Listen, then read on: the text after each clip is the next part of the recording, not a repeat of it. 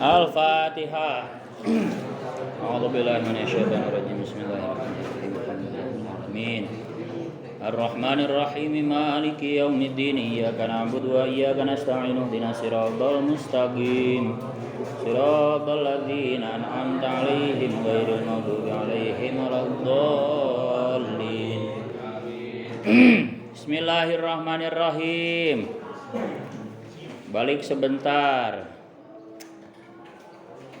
Wa ammal masud bisinin muhmalatin madmumatin akhiruhu ta'un muhmalah wa yuqalu matun bimimin maftuhatin fata'in muhmalatin akhiruhu nun fahuwa sahibul akhbar, di mana setan masud itu adalah pemilik kabar hoaks ya, yang menimpakan ke mulut manusia agar kabar itu tidak menemukan dasar yang kuat yang bisa diandalkan. Jadi kabar bohong, hoaks.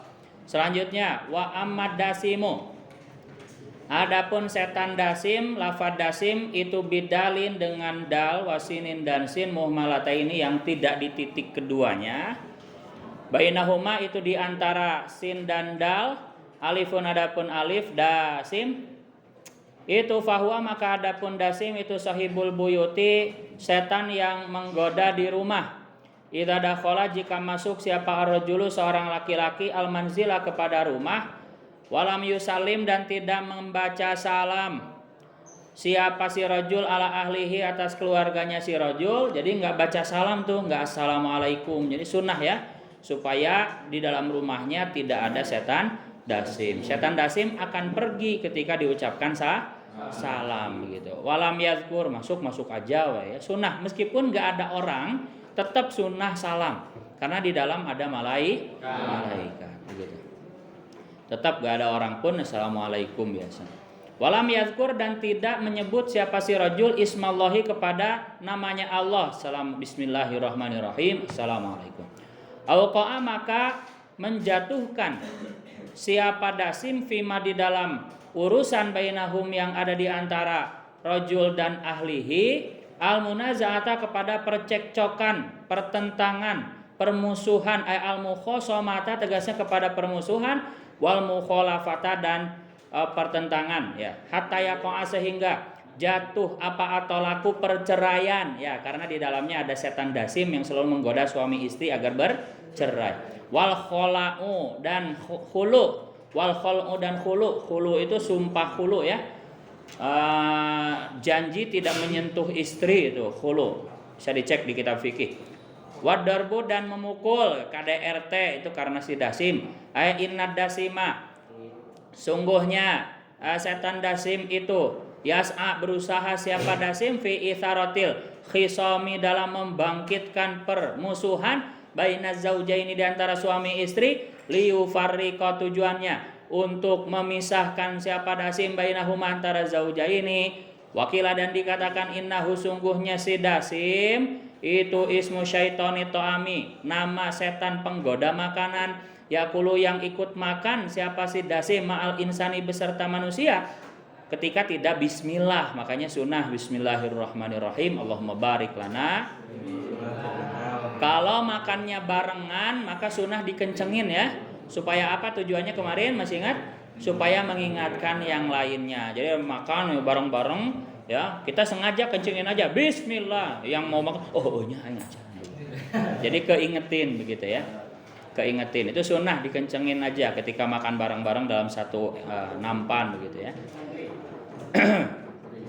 Wa yadkhulu, dan masuk siapa?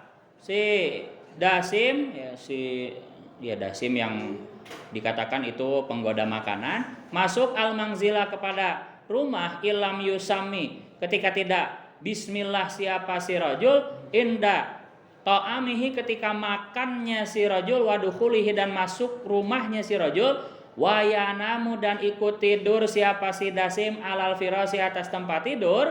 Jadi mau tidur juga bismillahirrahmanirrahim. Allahumma bismika Allahumma ahya bismika amut. A'udzubillahi minasyaitonirrajim. Baca ayat kursi, falak bin nas, itu bagus.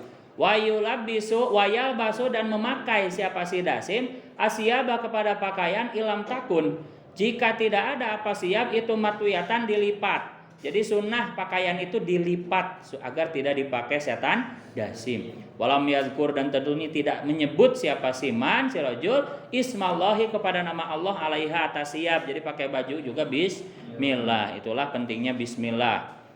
Seperti ceritanya wanita soleh yang selalu mengucapkan bismillah di awal kitab itu ya. Di awal kitab Ukudulujen ya. Yang suaminya itu kesel karena istrinya selalu bilang bismillah. Kemudian saking kesalnya si suaminya mau ngerjain istrinya ya, dititipin dompet suruh dijaga ya, ternyata si suami udah licik ya. Setelah dikunci di brankas, kemudian si suami ternyata punya kunci kedua, dibuka dompetnya dibuang ke sumur. Karena barokahnya bismillah, tiba-tiba si suaminya ini nagih, mana dompet mau saya ambil lagi istriku. Ya dengan polosnya si istri mau ngambil di brankas itu dengan meyakini memang ada di brankas kan. Dia simpan di brankas padahal si dompetnya udah diambil suaminya, udah dibuang ke sumur. Tapi barokahnya bismillah, Allah menyuruh malaikat Jibril turun untuk mengambil dompet itu di sumur dan mengembalikan lagi ke brankas. Dengan polos si perempuan itu bisa menemukan dompet itu sebagaimana adanya di situ sebelum diambil sama si suaminya. Kemudian pas suaminya nagih, kaget luar biasa si istrinya memberikan dompetnya dalam keadaan utuh, uangnya juga tidak berkurang. Ya, maka seketika itu si suaminya bertobat karena Allah, begitu, karena barokahnya Jadi kalau istiqomah bismillah ya sampai ada karomah seperti itu ya. Nah ini juga sama hikmahnya, mau ngapa-ngapain ya bismillahirrahmanirrahim. Apalagi perkara itu perkara yang manfaat ya. Sabda Kanjeng Nabi qala Rasulullah sallallahu alaihi wasallam, kullu amrin dzibalin la yubda'u fiha bismillahirrahmanirrahim fahuwa aqta'u.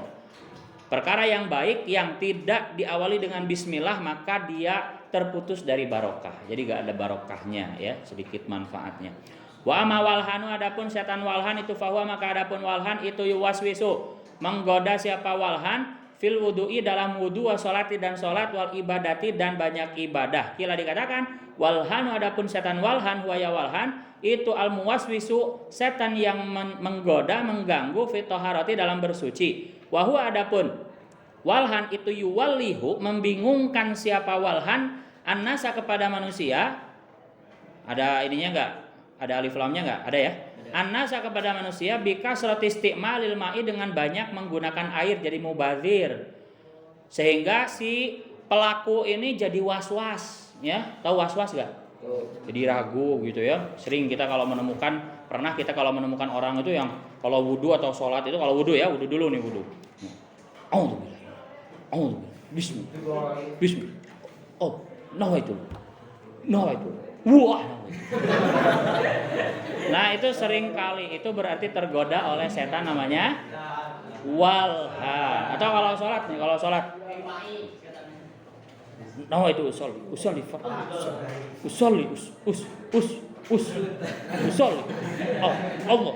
Allahu akbar.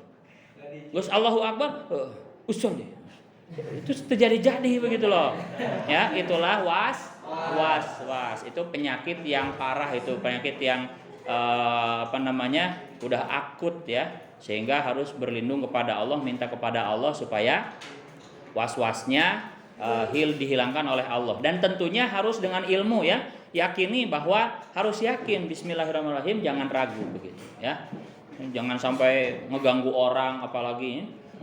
Bismillah, Allahu akbar. No itu sorry. Oh hayah we. Cek nu digigiran atuh. Goblok.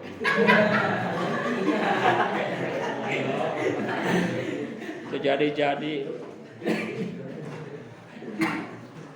Mang salatnya di imah memang gitu. Ganeng. Bismillah. Allah. Nah, itu bahaya, itulah setan walhan. Dalam wudhu, dalam sholat, dalam ibadah yang lainnya. Begitupun sama mandi besar ya. Mandi besar itu cukup golabatu dzon, niat nawaitul ghusla lillahi ta'ala ya, li rafi hadasil akbari, kemudian meratakan air ya, sampai dikira cukup keyakinannya, dugaannya udah merata. Udah, adapun pastinya itu tidak wajib. Ya, pokoknya udah berusaha telinga lipatan-lipatan, udah yakinkan saja. Ya, jangan sampai wah cigana acan ya karena selangkangan karena kerut salah we begitu ya. Enggak geus beresnya. Wah cigana acan ya selangkangan geus beres. Wah kelek acan juga. Balik deui oh cigana tadi can beres. Jangan, pokoknya udah pernah dialirkan air, udah yakinkan saja. Itu caranya untuk tidak was-was begitu. Cukup golabatudon. Golabatudon itu 75% ya kalau di persen. Nggak usah sampai yakin, nggak usah sampai 100%. Cukup 75% keyakinan saya sudah cukup sah. Tapi berusaha ya, jangan sampai nggak digosok terus yakin, wah itu tidak berilmu ya. Tetap kita udah berusaha, lipatan-lipatan yang sulit udah kena air semua, ya bismillah, pasrahkan kepada Allah. Dah, itulah cara untuk tidak was-was begitu. Makanya kalau dalam wudhu itu sunnah diucapkan niatnya ya, nawaitul wudhu, supaya tidak ragu nantinya. Kalau tidak diucapkan niatnya nanti pas udah beres wudhu, oh, tadi niat tuhnya. Ya, karena hati itu kurang kuat begitu. Jadi sunnah dikuatkan oleh lisan ya, diucapkan nawaitul wudhu'a begitu. Supaya menguatkan hati begitu, supaya tidak was-was. Selanjutnya wa an aliyin, dari Sayyidina Ali radhiyallahu anhu an Rasulillah, dari Rasulullah sallallahu alaihi wasallam, lil wudu itu bagi wudu syaitan, adapun setan yuqalu, yang dikatakan lahu kepada setan siapa walhanu, nama walhan, fataku maka takutlah, maksudnya waspadalah hu kepada setan walhan. Qala tegasnya berkata siapa kanjeng Nabi, fahdaru maka waspadalah siapa kalian hu kepada walhan. Amal muwaswisu, adapun setan yang mengganggu fi sholat, di dalam sholat, itu fasmuhu maka adapun namanya muwaswis itu khonzabu ya, setan khonzab, beda nama ya, yang ganggu sholat ya khonzab. Ting lanceukna meureun. Bi fathil kha'i, dengan terbaca fathah kha-nya, kha al mu'jamati yang di titik satu, wa sukunin nuni dan sukun nunnya, khon kama fil qamusi, sebagaimana keterangan fil qamusi dalam kitab Kamus Muhit Fairuz Zabadi. Wal maqalatu, adapun nasihat ar-rabi'atu yang keempat itu, qala berkata siapa Utsman, Sayyidina Utsman radhiyallahu anhu, man adapun barang siapa itu hafizah menjaga siapa man as-shalawati kepada salat-salat al-khamsah yang ada 5, li waqtiha pada waktunya salat, wa dawama dan dawam melanggengkan siapa man alaiha atas salat awal waktu, ala muhafadzati salat, di atas menjaga salat, akrama maka akan memuliakan hu kepada siman siapa Allah bitis ikaramatin, dengan 9 kemuliaan. Barang siapa yang menjaga salat 5 waktu akan Allah beri kemuliaan 9. Awaluha, adapun awalnya tis ikaromat itu yuhibbu akan mencintai hu kepada siman siapa Allah ayah khusus, tegasnya mengkhususkan siapa Allahu kepada siman bil kurbati, dengan kedekatan, wal ahwali dan beberapa keadaan al aliyati yang luhur. Jadi mujur terus nasibnya karena dicintai oleh Allah kalau menjaga sholat 5 waktu. Wa yakunu, dan ada apa, badanuhu, badan atau tubuhnya siman itu sohihan, sehat. Jadi sholat itu bikin sehat ya.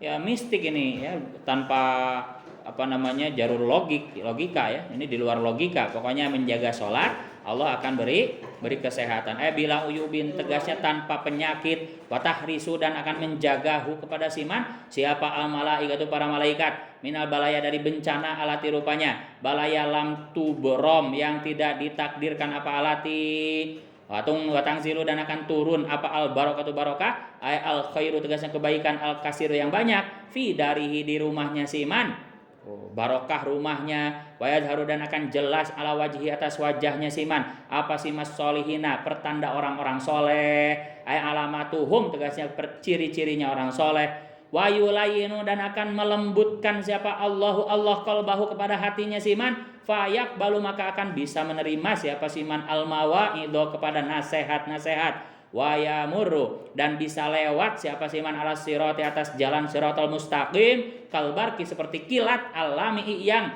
menyambar, cepat banget ya, secepat flash marvel. Kayak filmnya sekarang lagi ada di bioskop ya, kayak flash. Cerut. Jadi guys kudu naik dari lebah kayak kemarin, nggak usah. Lebih gancang begitu.